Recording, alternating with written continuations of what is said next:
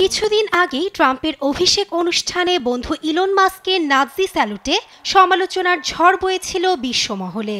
এবার হিটলারের নাৎজি স্যালুটের বিরুদ্ধে আইনি পদক্ষেপ নেওয়ার জন্য রীতিমতো আইন পাশ করে বসেছে অস্ট্রেলিয়া সরকার।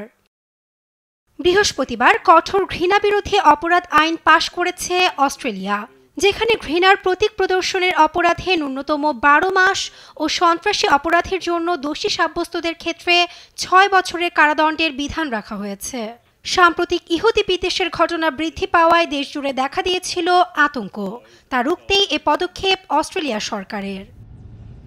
আইনটি পাশ হওয়ার পর অস্ট্রেলিয়ার প্রধানমন্ত্রী অ্যান্থনি অ্যালবানিজ সাংবাদিকদের জানান, তিনি চান যেন ইহুদি বিরোধী কার্যকলাপে জড়িতদের ধরা হোক। নিউ সাউথ ওয়েলস রাজ্যের প্রিমিয়ার জানায়, তারা ঘৃণামূলক বক্তব্য আইনগুলোকে আরও শক্তিশালীকরণে কাজ করবে।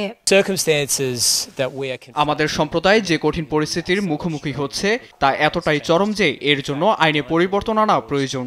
আমার বিশ্বাস, বর্তমানে যে আইনগুলি আছে সেগুলি এক ধরনের ঘৃণাত্মক বক্তব্যের বিরুদ্ধে পর্যাপ্তভাবে লড়াই করতে পারছে না।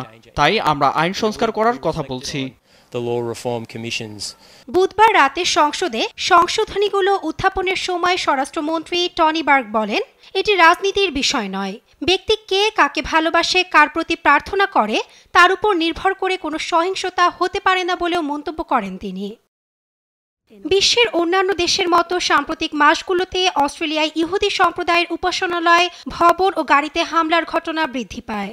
তা বন্ধ করতে কঠোর পথে হাঁটল অস্ট্রেলিয়া সরকার।